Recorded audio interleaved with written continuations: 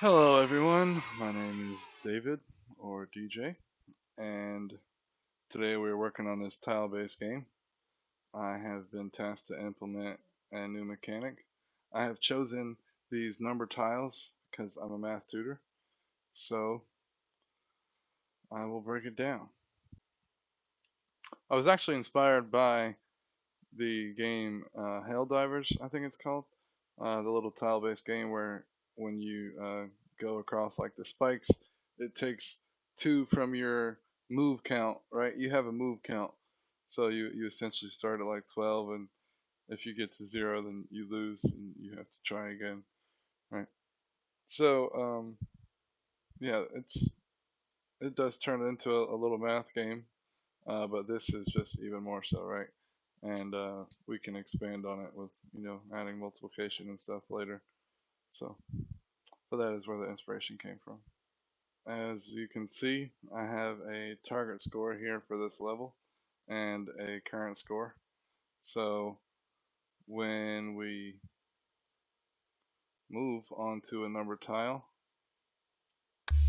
our score is increased or decreased by that number. It's basic math, right? And these red tiles, these red walls are blocking my path to victory. So I need to clear them somehow. Let's see if I can clear them by getting the right target score. So right now I'm back at 0 and I see a 5 right in front of me. So I'm going to walk into it. Alright, and we heard another sound that the walls went down, up, and now they went back up because I've clicked on something else, right? So as you can see, if the player makes it to the target score and then does not get there, then and then hits another number, right? Then they don't have the target score anymore, and thus the walls go back up. So if we were to go get that -9, bring us back to 0, and then that 5 again, boom, we are good to go. By the way, all these numbers are just randomly placed. I did not pick and choose all the numbers to make sure that, you know, but I figure there's enough combinations, and I haven't had any problems. So, another thing, if we were to somehow fall off the map, then it would reset, right? And we'd have to start over.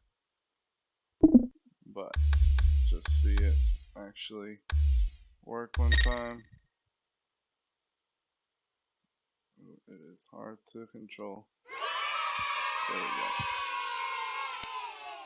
So I wasn't sure if I wanted that mechanic to where it would the walls would go back up after they got the target score, and I guess it's something I could still take out if I have to. But I think it adds the right amount of challengingness to it. Um, so it'll be cool to see how it blends with the other mechanics like these little walls and the teleports and whatnot. So let's see how it works. All right, so as you can see, we have our tiles here. The number tiles are just a child of the tile class, right? And if we wanted to change the type right here, we could, um, and we could change the value, right? So if I needed to make a specific path for the player to be able to go, right, the golden path, as it were, you could do that right here, right? And as you can see, uh, yeah, we can choose that. So, hmm, actually, there's a bit of a error there where the construction script is taken over. So um, that was something I feared about that. We'll see that in a second. But the walls are parents or children of the wall class, and we'll see how those work as well. But they work in unison um, to let you get to the door there. So we'll check out the blueprints of each. Okay, so let's look at the tile numbers. Alright, so we'll start in the event graph.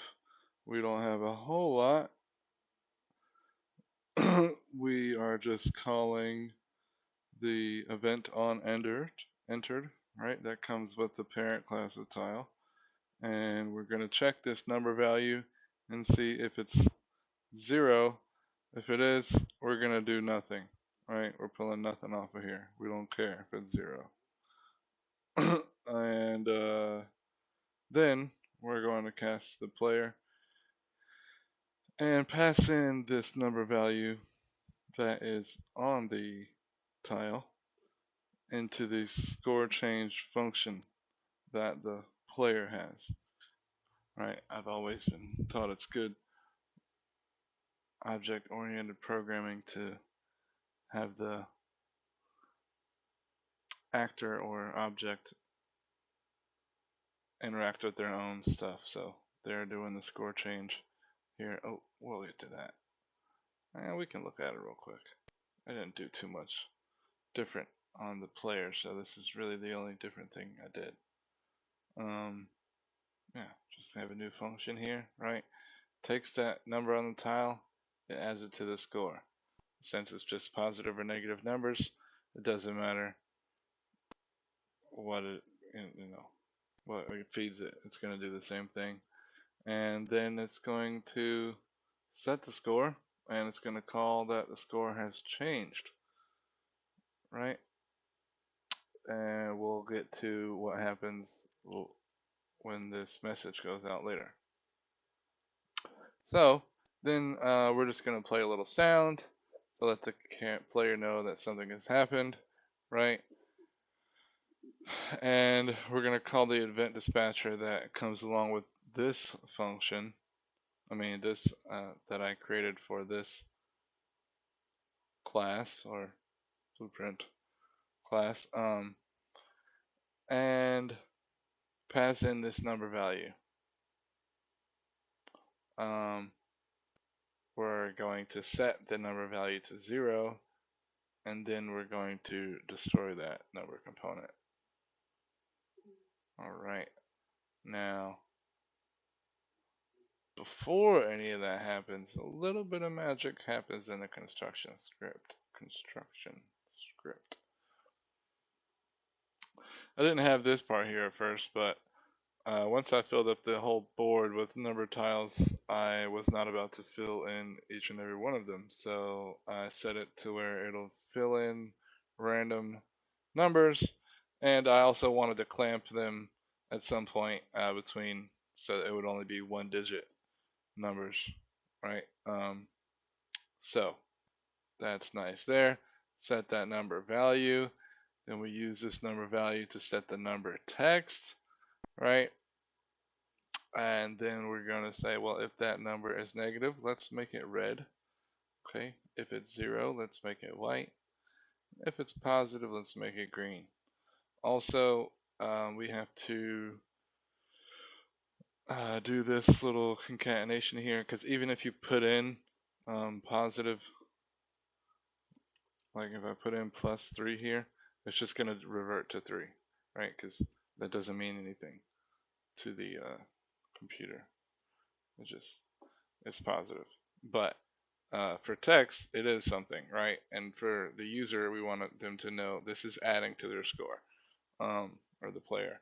So boom, that does that. And then we have just one more thing here, which is, well, It's just this message number tile activated. So we'll get to if I even use that. Let's find references. So I actually don't need this call number tile activated. I probably don't need the event dispenser at all, honestly. Maybe I'll need it in the future. I can add it back in, but it's good to not have extra code laying around that's not doing anything for sure. So I'll just clean that up a bit. And yeah, I need to figure out how to override this if I want to. So a little bit of an issue there. Uh, Pretty sure we went over all of this and the construction script. Yep, and the update.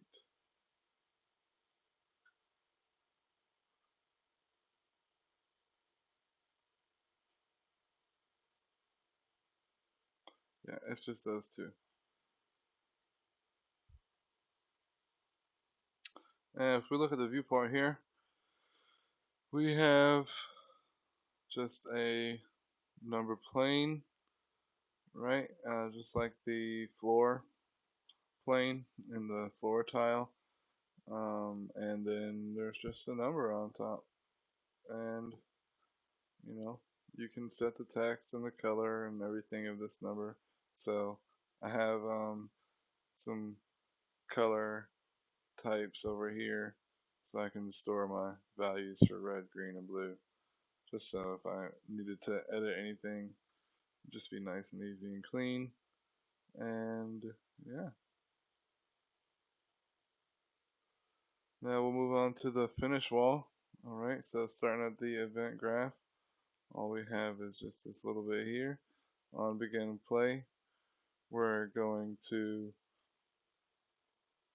look for the win tile, and I guess with this setup there can only be one win tile, but that's pretty much how it's been. Um, if there were different ones, then if they had different target scores and went to different places, that could be interesting. Um, and then this would have to get modified a little bit so that it would have to get all actors of class, and then um, well, it would have to show the score in some different way, right? It'd have to be more UI on the screen showing the multiple target scores, or there would have to be a number over the door, or over the win tile. Um, so, but because there can be multiple finish walls, as I made in my first level here, I gave the um, target score to the um, win tile, right? So I just edited this and added this target score here, made it instance editable so I can put it here. And yeah, so if we were to make a new level, we can just choose a new score and keep it going, right? So really only thing we're editing at that point is the layout of the obstacles and any other mechanics. Everything else is just going to be a number tile. So moving on, we get that. We set it as a variable here, so we can use it just once more down here, really. But then we're going to get the player pawn, and as the player pawn, we're going to bind an event to on score change. So every time the player changes its score, we will call this event down here. So let's look at the player real quick. And I think I went over this a little bit earlier. Yeah, only thing I did Yeah, I haven't messed with any of these. I haven't even looked at these. All of them. So the only thing I did was have this score change function, right? And it doesn't get called from the player's event graph or anything. It only gets called when this numbers tile implements it, calls it, right here. So boom, score change, and then the player says, "Hey, I changed my score. If anybody is listening, if anybody's out there," and then this finish wall says, "Hey, I'm out there. I'm listening. I care." And he says, "Okay, the player score changed. What are we going to do? We're going to check the score. We're going to compare it against the target score that we just set, and we're going to go in here and see what happens in the target check score." So we take our current score and our target score and compare them. Are they equal? If they're equal, we'll say that's our meet score boolean, right? So if that's true, they're equal. If that's false, they're not equal. And it's going to loop through all of the finish tile actors, which is what this is, a finish tile actor looping through all of its selves, its future selves, and calling activate wall. I wonder if that's even necessary. Can I just like call activate wall on myself? Will that just do it for all of them? Let's see.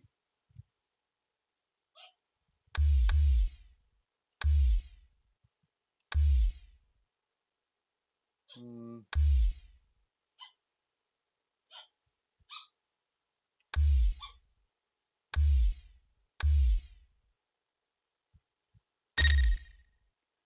Oh yeah, it works. Okay, yeah, that makes sense. I thought when I was doing it, it seemed a little buffoony, a little extra. Like we're gonna get all the ones in the world and then tell it to do it, even though we are that thing. So all this code right here, completely unnecessary. Let's cut that out and get rid of these. Drop this all the way down here, and boom. So if the current score is equal to the target score, activate the wall, right? Activate could be up or down, right? So that's why this is broken down like this. I thought about condensing these into and or nodes, but this makes sense to me, at least for right now. I could do it that way and see what looks better, but we're gonna check if the player can enter, okay? And by default, the player can't enter these finish walls, right? They have a wall up. So if they can enter, then that means that we've done this before, right? And that the wall has already been brought down. So we're gonna go down this first path actually first, right? Because this is how it starts. Because can enter is defaulted to false. So it's false. We're gonna see, do they meet the score, right? So we've already checked the score. We know if they meet the score. That's what this boolean is. We're gonna check it. If they meet the score, we're going to, okay, play a sound. Good job. And we're going to set meet score to can enter, which in that case would be true. And also set that to the new hidden in game for the wall, for the cube, right? Which, so this is just a cube. If you move the cube, you can see, hey, look, there's a tile. That's the exact same tile from the floor, the tile floor. I literally went there and copied it and then pasted it over here. So It looks the same as the normal floors would. I went to the wrong thing. I do that often. So yeah, I heard something. We're gonna set this to hidden in game, and we're gonna set it to can't enter, so they can't see it and they won't be blocked by it, even though there's no collision. But can't enter is essentially our collision here. So, and then we're gonna go to the top, right? So this is if they can enter, that means that we've been here before. We've taken the walls down, but now we're gonna say, all right, but do they meet the score still? Because apparently we've just had to update the score and check the score, so they probably don't. So then we're going to reverse everything. All right, put the walls back up. And that's basically it. So it's been a pretty fun little start here. Uh, like I said, excited to see it mixed with some of the other mechanics that aren't math related to make the game a lot of fun. But I'm also planning to mix in some other operations like multiplication tile and stuff like that. So thanks for watching.